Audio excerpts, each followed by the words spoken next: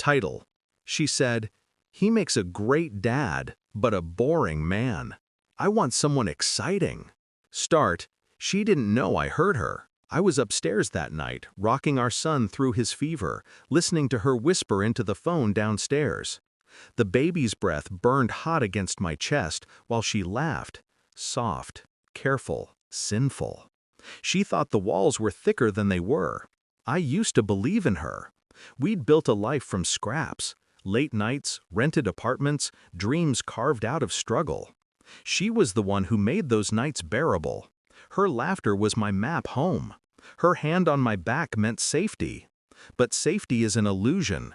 You realize that only when the person you trust most starts locking their phone face down, when they smell of perfume you didn't buy, when they tell you they're tired but come home glowing. It started with instinct. Then came the proof. The credit card bill came in her name, but it hit my inbox. By accident or fate, I don't know. Champagne, lingerie, room 237. Same night she texted me, "He won't sleep, poor baby." I stared at the charges for a long time.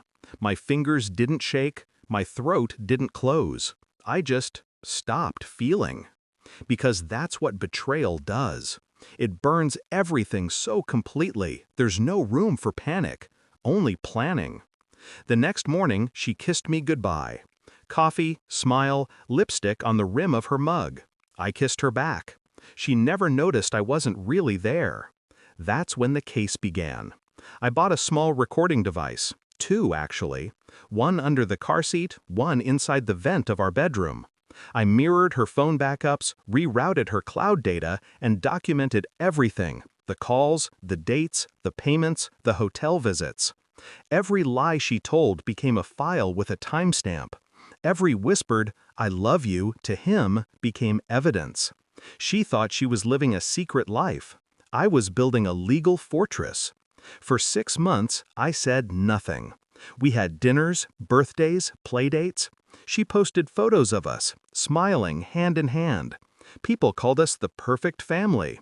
She'd reach across the table, touch my hand, and I'd smile back.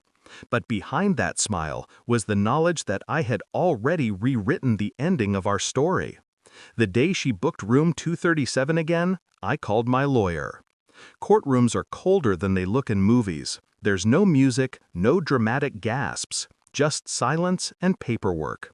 She came in wearing white, subtle, calculated, trying to look innocent. Her lover sat 3 rows behind her, pretending not to exist. When her attorney tried to frame me as the distant husband, I slid the flash drive across the table. Her laughter filled the room, recorded, intimate, damning.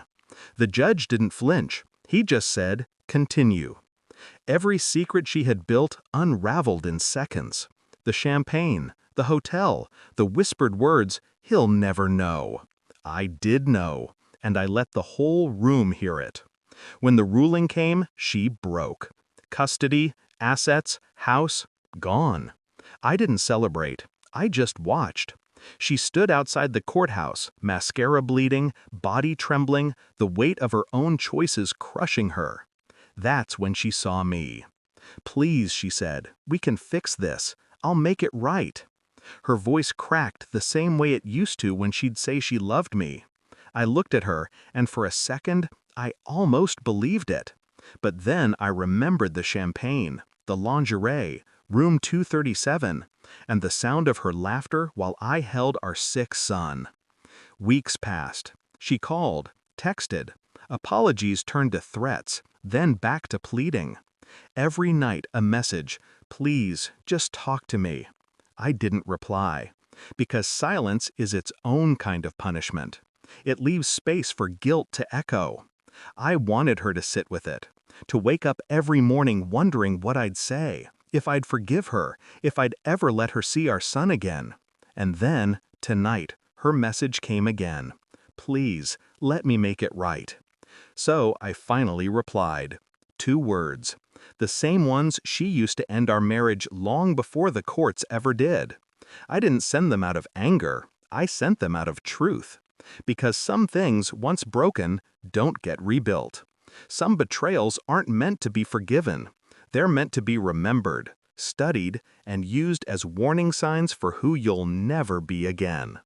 She taught me that love without respect is just control, that loyalty without honesty is just performance, and that sometimes the most powerful revenge isn't ruin, it's calm indifference. Our son sleeps peacefully now. The house is quiet again.